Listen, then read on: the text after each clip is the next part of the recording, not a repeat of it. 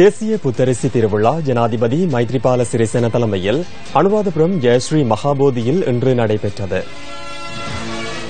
புத்தரிசி திருவிழாவை விவசாய அமைச்சும் கமநல சேவைகள் திணைக்களம் ஆகியன இணைந்து 50வது தடவையாக ஏற்பாடு செய்திருந்தது.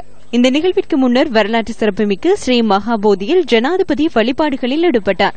இந்த சந்தர்ப்பத்தில் விவசாய அமைச்சர் துமிந்த திசாநாயக்க, நீதி மற்றும் புத்த சாசன அமைச்சர் விஜயதாச ராஜபக்ச உள்ளிட்ட சிலர் கலந்து கொண்டிருந்தனர்.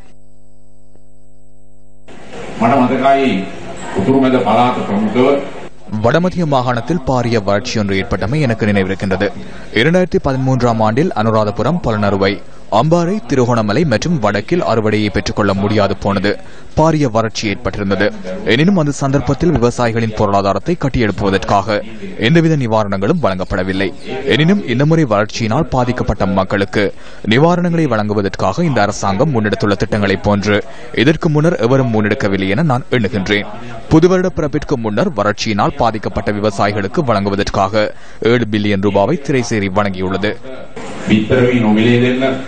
අනිකුත් පහසුවක් නැති කරන්න මේ වන විට සියලු කටයුතු කරලා තියෙනවා. අපි රටම දන්නවා கடந்த போகம் எதிர்பார்த்த அளவில் அமையவில்லை என நாம் அறிவோம். பல்வேறு இயற்கை அனர்த்தங்களை நாம் எதிர்நோக்க நேரிட்டது.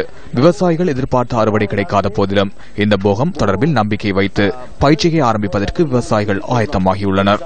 නැවත වතාවක් මේ කන්නේ වගා කරන්න සූදානම් වෙලා තියෙනවා.